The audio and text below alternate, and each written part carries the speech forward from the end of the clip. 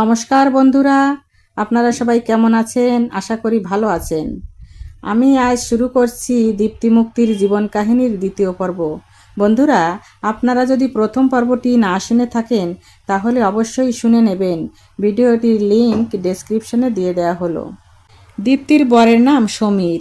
সকাল থেকে রাত অবধি দীপ্তি শুধু কাজ করে যেত, তার কোনো বিরাম নেই। সবার ফাই ফরমাস করতে করতে দুধে আলতা গায়ের রং তামার থালার মতো হয়ে গেছে। 24 ঘন্টার মধ্যে সমীরদা হয়তো দীপ্তির সাথে একবার, খুব বেশি হলে দুবার কথা বলতো। তারও কৈফিয়ত দিতে হতো মুক্তিকে। কি বলছিলে, কেন বলছিলে? মুক্তি কোনো কাজকর্ম করতো না, সারাদিন নিজেকে সাজাতে গোছাতে ব্যস্ত থাকতো আর ওত পেতে বসে থাকতো। কে কি বলছে সেগুলি শুনতো আর রাতে সমীরদার কানে সেগুলি ঢালতো। সব কিছু শোনার পর সমীরদা ভেবে নিত সবাই তার শত্রু, একমাত্র মুক্তি তার প্রাণপ্রিয় প্রেয়সী। সমীরদার ওষুধের দোকান আছে, সকাল বিকেল সেখানেই তার ডিউটি। দীপ্তিকে সে বলে রেখেছে, থাকতে হলে মুক্তিকে তোমার সহ্য করতে হবে, ওর কথা মানতে হবে। ওর নামে আমি কোনো অভিযোগ শুনবো না, এটাই আমার শেষ কথা। ভোর 4টেয় ঘুম থেকে উঠতো দীপ্তি। আসলে ও তো ঘুমোতো না, শুতো আর কিছুক্ষণ পর উঠে পড়তো।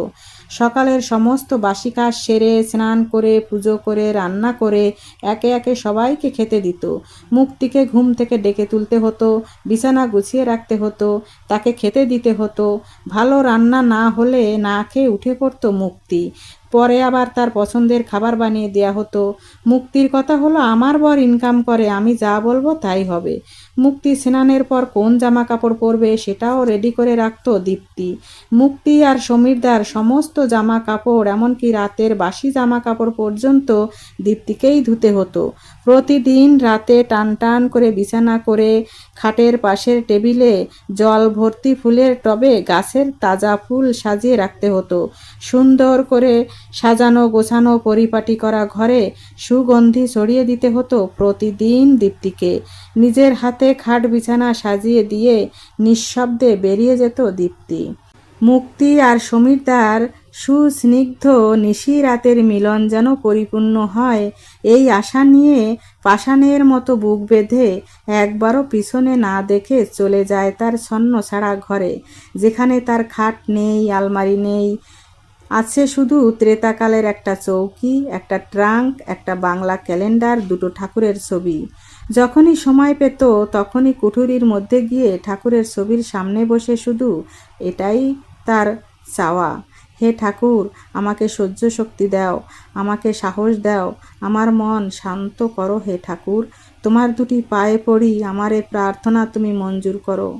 দীপ্তি শুধু এটাই বলতো, আমার এ ঘর ভাঙিয়াছে যেবা, আমি বাঁধি তার ঘর, আপন করিতে কাঁদিয়া বেড়াই, যে মোরে করিল পর। দীপ্তির কোনো শরীর খারাপ হলে কখনো ডাক্তার বা ওষুধ জুটতো না তার পোড়া কপালে, ওষুধের দোকান থাকা সত্ত্বেও না। অসুস্থ শরীর নিয়ে কাঁপতে কাঁপতে তাকে সব কিছু করতে হতো। পান থেকে একটু চুন খসলেই তার কপালে জুটত সমীরের হাতের বেধড়ক মার। অথচ ভাগ্যের কি পরিহাস, সমীরের হাত আর দীপ্তির হাত একসাথে বেঁধে দিয়েছিল ঠাকুর মশাই। একসাথে দীপ্তির কোমর ধরে ঠেলেছিল শিলনোড়া। অগ্নি সাক্ষী করে 7 পাক ঘুরে যে সিঁথিতে দিয়েছিল সিঁদুর, আজ তারই মুখে শুনতে হয়, আমার নামে তুমি সিঁদুর পরবে না, শুধু মুক্তি আমার নামে সিঁদুর পরবে, ও আমার জীবন সাথী। একদিন বাড়িতে অনেক লোকজন এসেছে পুজো উপলক্ষে। দীপ্তি একটা নতুন শাড়ি পরেছে, তার মায়ের দেয়া। মাথাটা ঘষেছে, একটা এলো খোপা বেঁধেছে, কপালে একটা লাল রঙের টিপ পরেছে। পুজোর সব কিছু গুছিয়ে ফুল বেলপাতা হাতে নিয়ে বসেছে অঞ্জলি দেবে বলে। বাড়ি ভর্তি লোকের সামনে, ঠাকুর মশাইয়ের সামনে শাড়ি টেনে খুলে দিল আর চুল ধরে টানতে টানতে পুজোর জায়গা থেকে বের করে দিল মুক্তি। আর তাতে বাতাস দিল সমীরদা, ঠিক করেছো, ঠিক হয়েছে, নতুন শাড়ি পরেছে। কপাল পুড়ি কেন যে সকলের সামনে আসে। নিন নিন ঠাকুরমশাই, শুরু করুন। ঠাকুরমশাই শুধু একটা কথাই বলে চলে গেল, আমাকে আর কোনো দিন তোমাদের বাড়িতে ডাকবে না, আমি আর কোনো দিন পুজো করতে আসবো না তোমাদের বাড়িতে। ওই অবস্থায় কোনো রকমে সামলে কুঠুরির ভিতর গিয়ে দরজায় খিল দিল দীপ্তি। বন্ধুরা, আপনারা তো শুনলেন।